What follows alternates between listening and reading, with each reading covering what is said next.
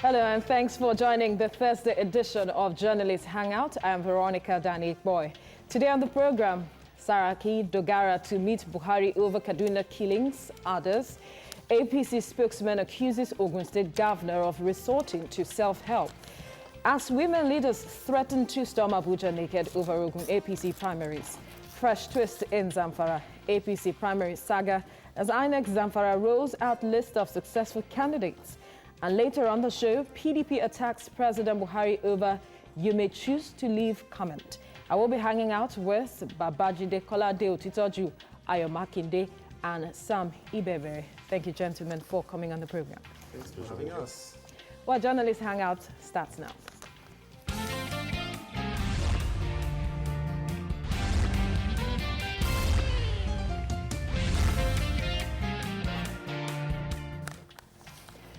Incessant killings across Nigeria continue to assault our individual and collective psyche.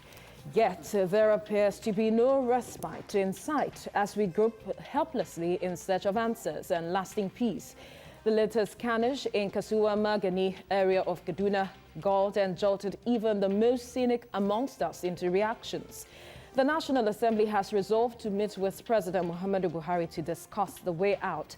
After deliberations at plenary on Wednesday, Senators mandated the National Assembly leadership to parley the president and find out why there has been no implementation of their resolutions on national security. Now, Jide, this same meeting, the leadership of the National Assembly had met with the president sometime early this year with regards to the issues in Plateau State, that's the crisis in Plateau State. But this meeting, do you see it yielding any result? Well, I should, at this stage, expect that it will yield results. One cannot say that Dogara and Saraki do not mean well at this stage. Nobody is excited about the way we are killing each other in this country. And Kaduna, for example, has had so many violent combustions in the last 1 year. And Kaswamaga, sometime in February, there was violence in that town and people were killed. Any sort of killings in any part of the country that leads to the loss of lives of up to 55 persons should naturally be seen as a national disaster. So if the leaders of the presiding officers of the National Assembly want to meet the president, want to have a meeting with the president on this kind of matter, then it shows that they feel concerned. I know that they've come up with all kinds of resolutions in the past, even asking that the service chiefs be replaced. Yeah. But the president is not likely to replace service chiefs until after the election, for reasons best known to him. So, and does that show proactiveness, saying that lives of Nigerians are involved in all of this? Yes. Too many people being killed for flimsy reasons. Oh, someone was accused of stealing, and because some people had begun to beat him, suddenly it becomes a reason for people to begin to kill themselves, even in communities more than 6 hours away from where this thing happened. It makes no sense. In Kaduna, people need to agree to live together. Remember, before now, southern Kaduna, there had been so many killings, conflicts between headsmen and the locals. And of course, we have Gwari, where people are routinely kidnapped and killed.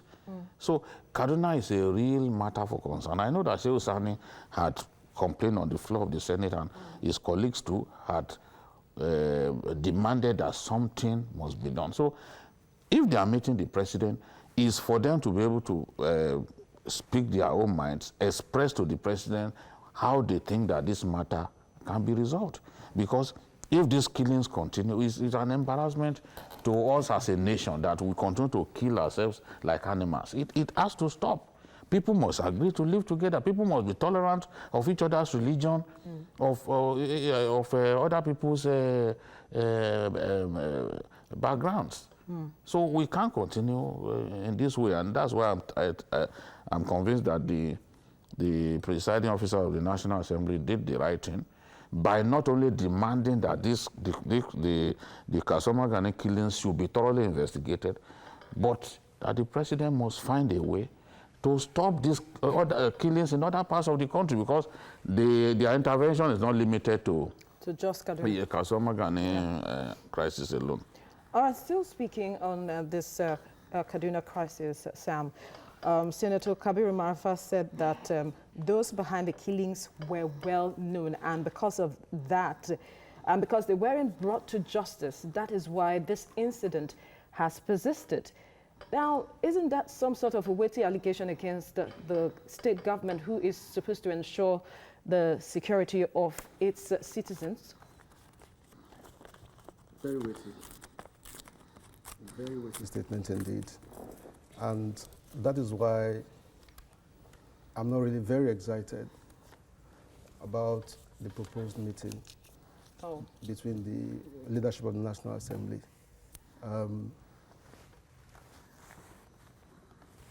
The Kaduna crisis is one that we hear is about 2 decades, about 25 years. And I think that the proposed meeting is going to be another opportunity for photo ops. How do you mean? What I mean is that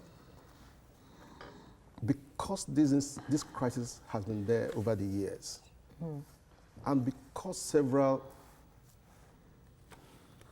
reports have tried, several meetings have tried to deal with it, and we've not had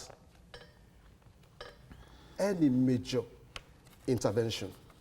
Rather, what we have had is continued, crisis at that end. So I think that rather than, the so-called meeting that we're talking about, we should accept as a people that we have collectively failed to deal with this. All right. Several investigations, several probes, like I said, have been carried out these past years. And there have been findings, suggestions as to how these things should be dealt with. You have had past regimes. Right. The current regime is over 3.5 years, and this matter has not been dealt with. So I really don't know what the essence of that meeting is all about. I think that the leadership, rather than dwell on this opportunity for the media, should be on the scene, should be where this incident is taking place. All right, let me quickly feel Ayos pause on this matter. What will be a major intervention for you in this crisis situation in Kaduna? Thank you for asking me that question. And that's exactly what's on my mind. The number one step that I think should be taken is for the representatives of the people on the floor of the Senate and the House of Representatives to go hold community meetings with their people and preach or empathize or whatever it is that needs to be done to talk with their people one-on-one. All right. Because the president is in Abuja, the senators are in Abuja, the members of House of Representatives are in Abuja, they have members of Houses of Assembly, the House of Assembly, they have leaders at different levels. In a way, just as my friend said here, it's a weighty statement that was made against that individual, that the people who did this thing are well known. Are they being pampered in any particular way, manner, or form? Let there be meetings held with different stakeholders, different people groups. Just as you said, this matter is not just between 2000 alone and now. In this year alone, we've had 3 occurrences. In this year alone. The one in 2000, I was shocked to find out, took about within 2,000 and 5,000 lives. What are we talking about here? It just seems as if people's lives don't matter. All right. So it's been alleged that it is largely religious, and just as Judy said, I mean, but we can do better. All right, let's quickly move forward to the next topic. Blame game seems to be bellying the intractable post-primary elections crisis, rocking the ruling All Progressives Congress APC. One of the combatants in the crisis arising over outcome of the APC primaries, Governor Ibikunle Amosun himself, is facing some backlash after his earlier finger-pointing posture. APC spokesman Lanre Issa Onilu has tagged Governor Amosu and other Agric governors as bad losers and accused them of resorting to self-help. Beyond the trading of blames, some APC women leaders are threatening fire and rage. The Ogun Deputy Governor Yetunde Ononuga has threatened to rally other party women together to protest naked in Abuja over the outcome of the primaries. But has it gone to that level, Shidi? Well, it's becoming more and more ridiculous by the day. APC will be making itself the butt of jokes if it doesn't move quickly to address this matter. And then I think people really need, the leaders of the party really need to talk to Governor Ibikunle Amosun, because he's going on like he's the only person That is aggrieved. that lost, that didn't have his wish in these primaries. Many people lost in the primaries. Some people spent so much money, yet at the end of the day, they lost. But the manner the governor is going about this is really, really disturbing. And if care is not taken, it will massively demarcate the party to the point that people begin to ask themselves that is the APC really a party to take seriously? Because how embarrassing it will be for women to move all the way from Lagos To Abuja. To go and go topless on the streets of Abuja. I mean, this is over a mere party primary. Not even the main election. Not the main election. If they have to strip themselves to their loins over the fact that somebody, the governor's choice, did not win the primaries, what would they do if something worse than that had happened? I mean, this is ridiculous. They need to talk to Governor Amosun, who is all over the place abusing other people, accusing other people of doing this and doing that. And you can see that when the new spokesman of the party, Saunilu, writes that long response to all of the issues, that Amosun brought up, you have a feeling that this is a party waging a serious war against itself, because there's no doubt about it that he also took the opportunity to take pot shots at people. Insulting the Voice of Nigeria man, insulting Was that other necessary? people. I mean, it's absolutely unnecessary for a man who is just having his baptism of fire on the job. You are just coming in. You are abusing Isn't people that going like to add? subtle insults. Yeah. So I don't think these things are necessary. You are approaching an election year. You see, the APC is doing itself a massive disservice by what is going on. You are hearing that, Shomole, that some governors, as we speak today, governors are mobilizing. They are mobilizing across the country to protest against Oshomole, to say they don't want Oshomole. Just because in just a few cases, some governors did not have their way in the primaries. How about other people? Are they not creations of God? Other people who lost out in the various primaries, the people that governors snatched their tickets, are they not human beings? And because somebody did not succeed in making his own choice, the candidate of the party, and we are seeing all this trashing around. I mean, it's really disturbing. Yeah. They had to talk to themselves. The president has to show leadership. He has to call these people and say, look, Is it that you made up your mind to destroy the party or what? Because I'm sure the PDP people will sit back somewhere and just be laughing. They'll say, look at them, see the way they are fighting and abusing themselves. All right, it makes no sense. There is an internal mechanism for all that can address these grievances. One wonders why the governor is not going through that means. Instead, he seemed to be going the way of the media. I think the first challenge is to even ask whether there is an ownership of that structure, whether there is an ownership of the brand as opposed to ownership of interests. There is a, when the APC, let me use the word brand for the sake of this conversation. When the APC brand was being marketed in 2014, 2015, there was a lot of expectation.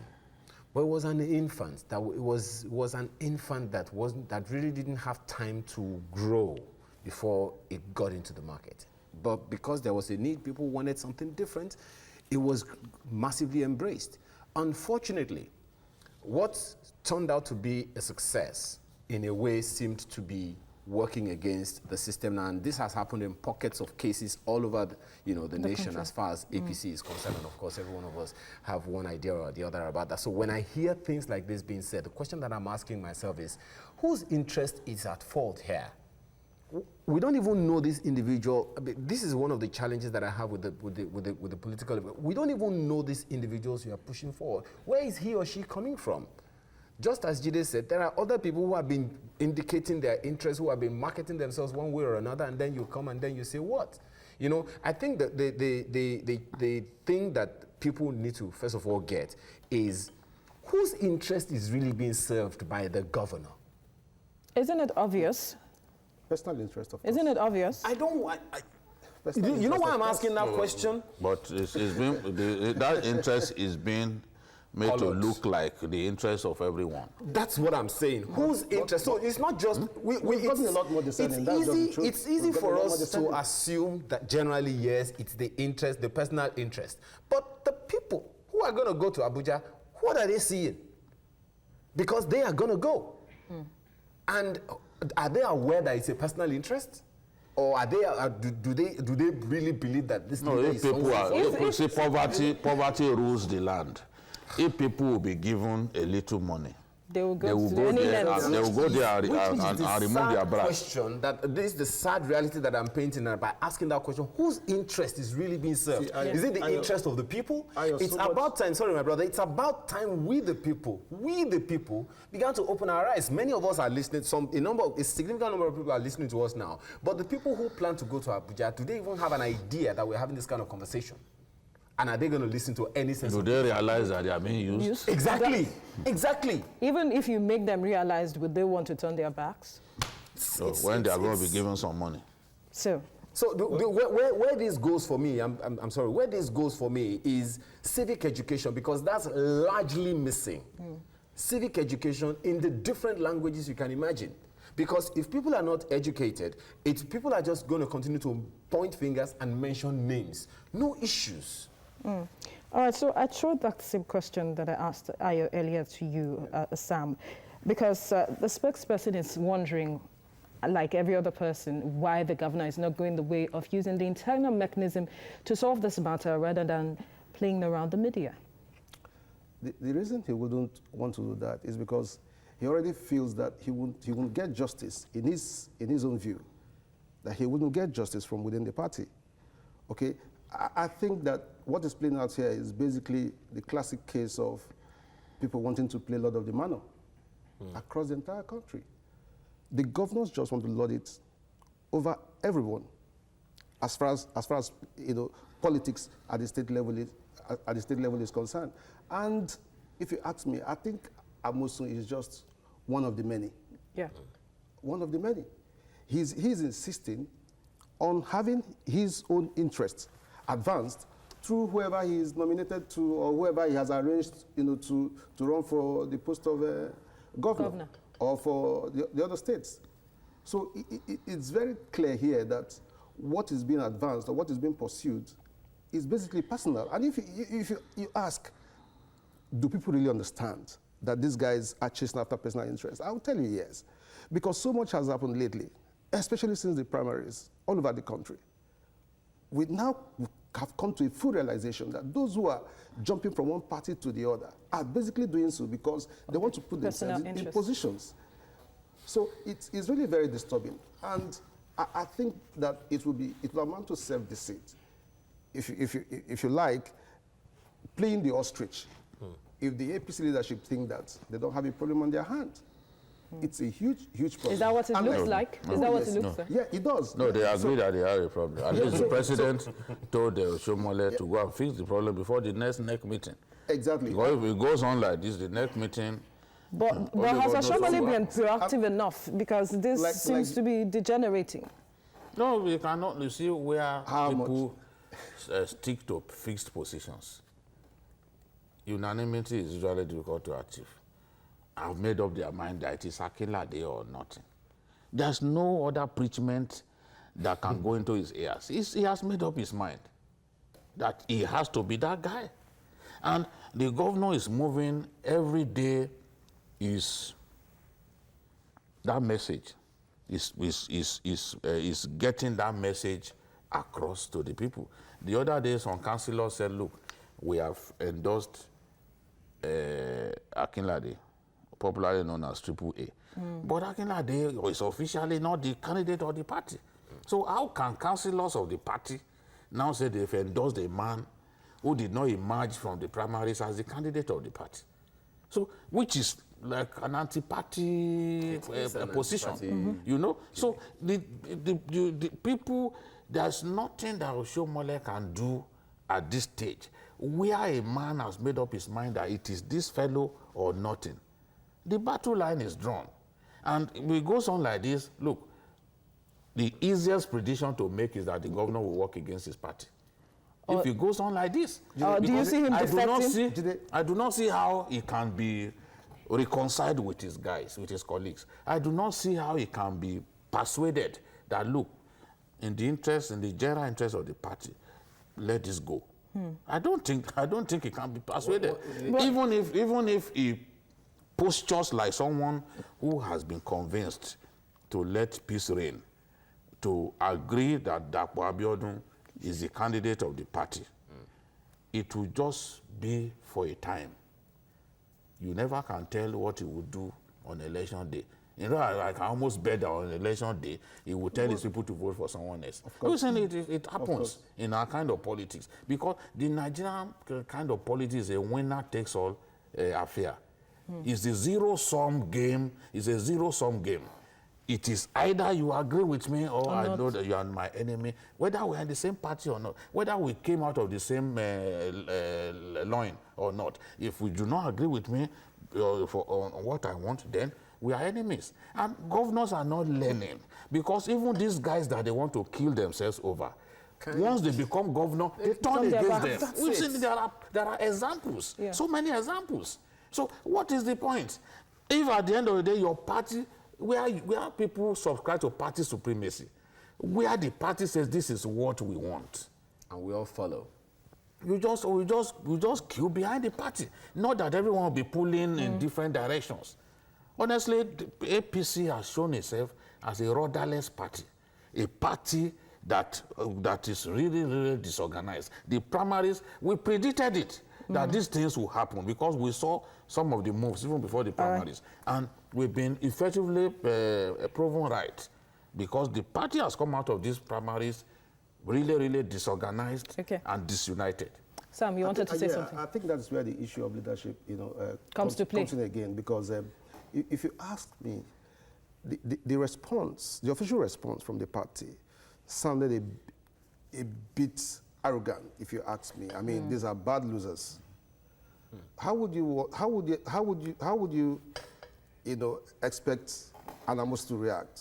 That's like fueling. That's like fueling the crisis. Yes, fueling the crisis. So that to me is really very disturbing. When they spoke, he talked about demarketing. You see, I'm not looking at what the individuals are saying. I'm also looking at the import of what is being said. It's hurting the reputation of the ruling party. terribly. And what you're doing is basically you're arming the opposition to say, look, you guys, you know, impunity reigns in your party, you guys lack integrity, because there have been talks about, you know, money being exchanged and all, being bribed and all that. So it's serious, the marketing for the party. And let me warn, no party goes into a major election of the sort that we are planning to. Hence the urgency to deal with this. Yes, with this kind of crisis. You know, I'm not a member of APC, neither am I a member of any other so party. let me ask Ayana, how should this be dealt with, seeing there's a major election ahead? Well, my only interest is the people. Just as Jide has said, this party has served at the center for just 3 going to 4 years. And if at the end of 4 years, the party is not able to stand its ground and win this, get its house in order and win this election, I don't know how soon the party can get itself together again to get back to the center.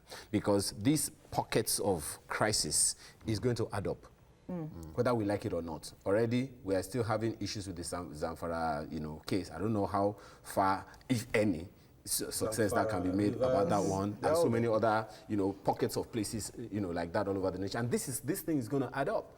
For once, let the governors realize that the season has changed. Things have changed. Let the politician realize that things have changed. Unlike before, this is no longer the days. You can't always have your way. These things have changed. People have become more enlightened because with experience, with use comes experience, and with experience comes more information. So there's no longer the days of Baba Sokwe, as we say, so to speak. So if it's the direct, primary that the party wants to toe the line of, and it is working one way or another, definitely it is expected to cause this kind of fracas, pockets of crisis from time to time. But ultimately, it is supposed to foster unity. And if some people are not able to accept that, too bad, and regrettably so. All right, now let's quickly go on a break, and we'll return to talk more. Stay with us.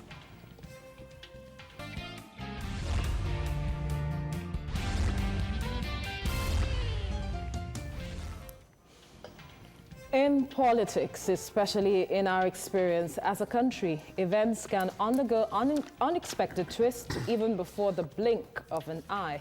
The last is probably yet to be unfolded in the All Progressives Congress APC primary saga in Zamfara State.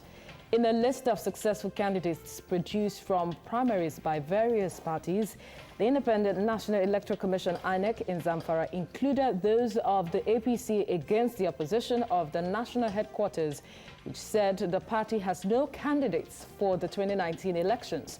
The surprise list of candidates was published in some national dailies. Interesting times lie ahead in this saga. Judy, what do you think is really happening here?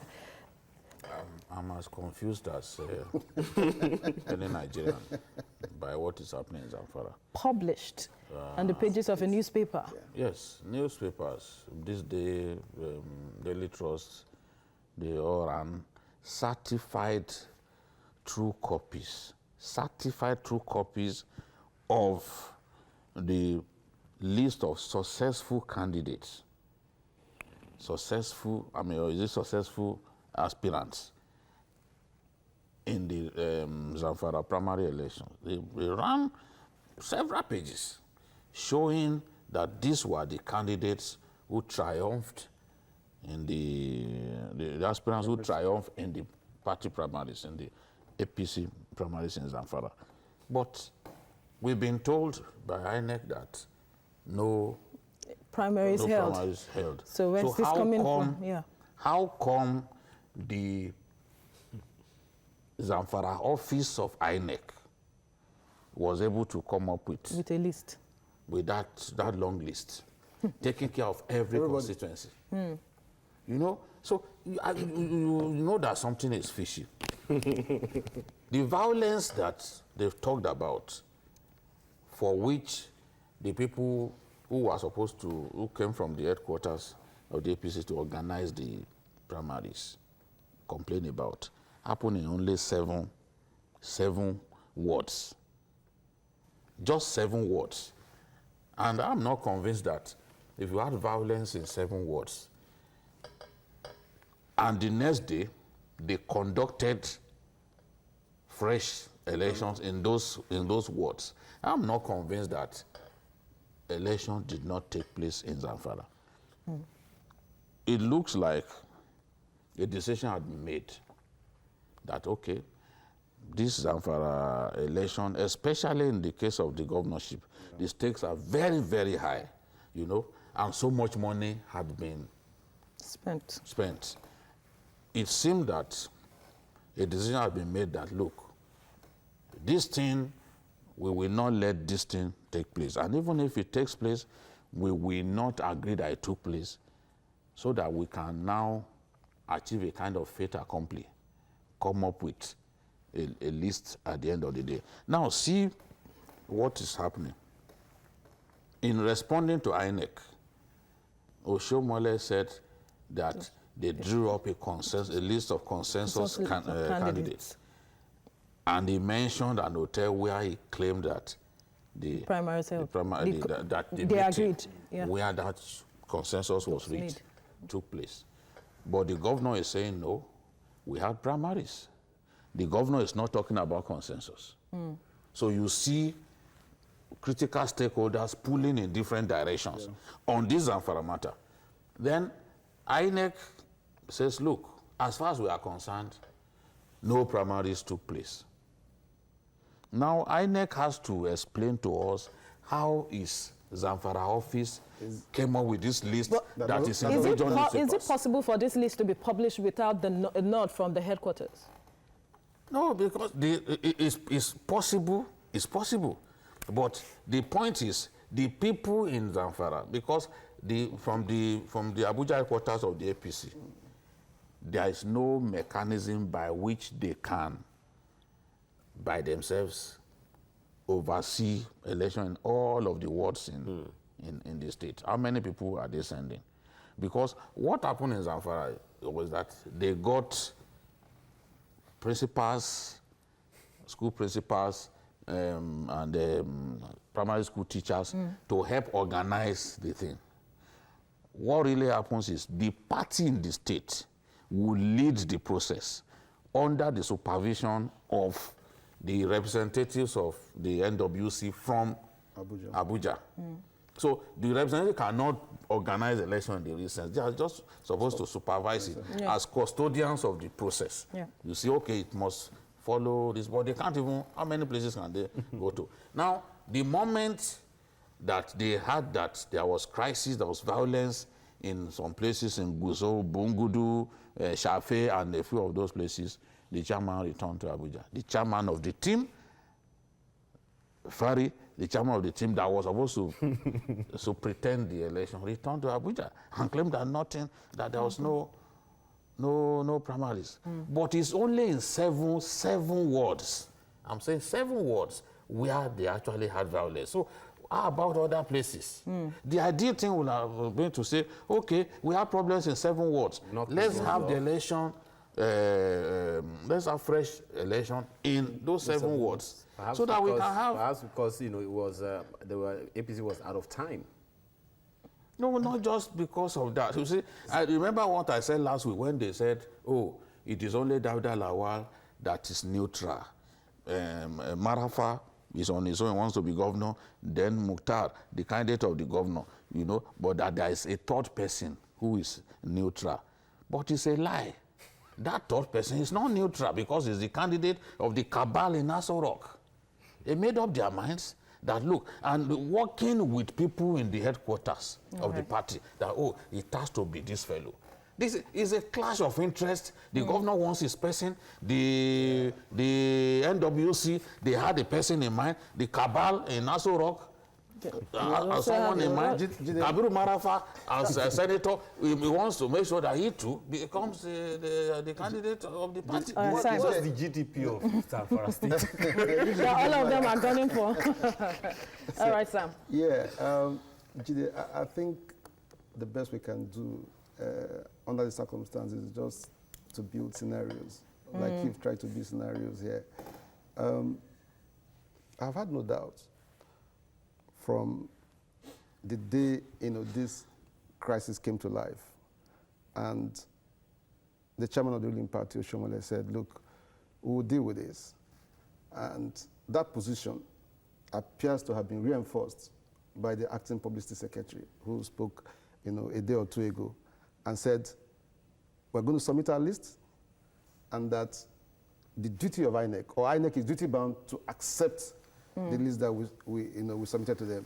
And when asked how they will deal with the issue of INEC saying, no, you can't, submit this list to us, he tried to, leave it open, as in the case of we can go to court and all that. So I think, like I said, we can build scenarios, we can continue to build scenarios here, but I think that what the ruling party has done is to play its joker.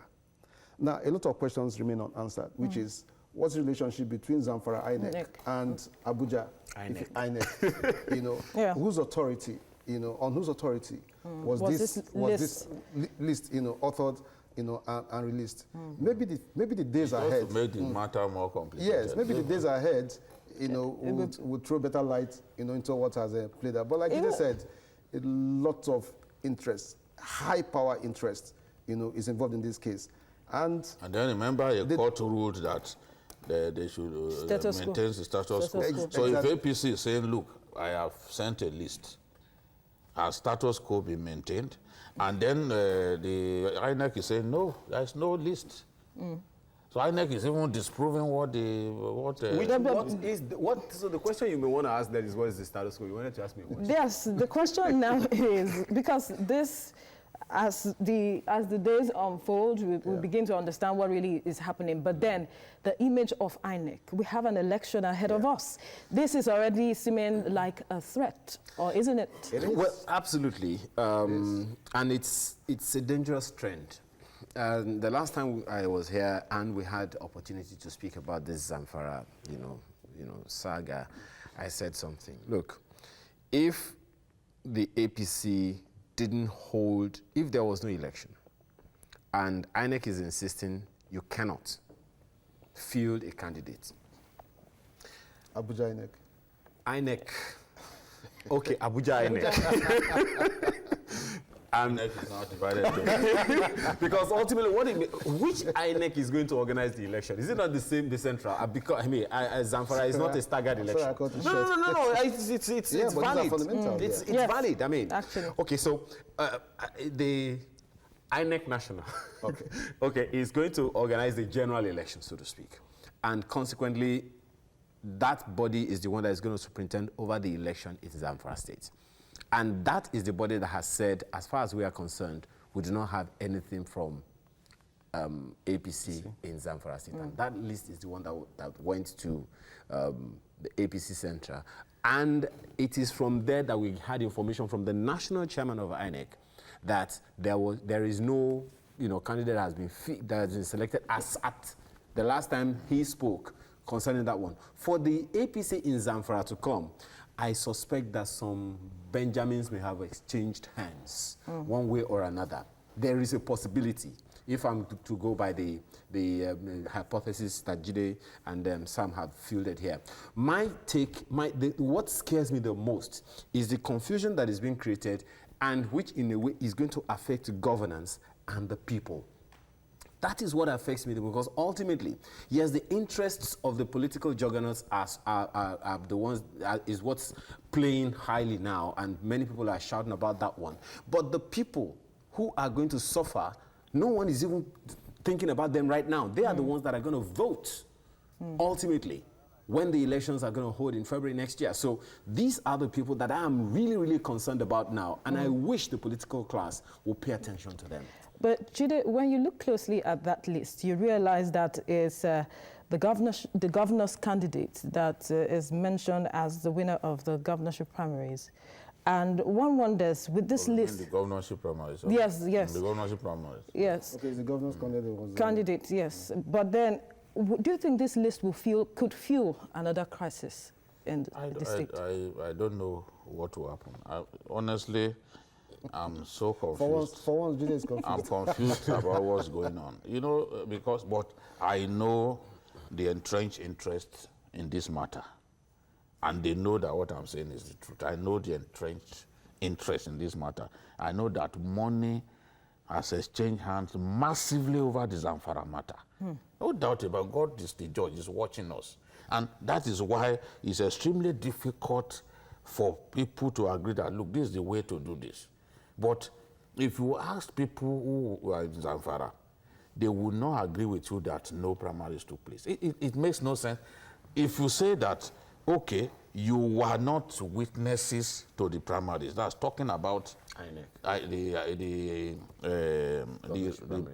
representative of the NWC, yeah. not even INEC now, the representative of the NWC, who was supposed to supervise.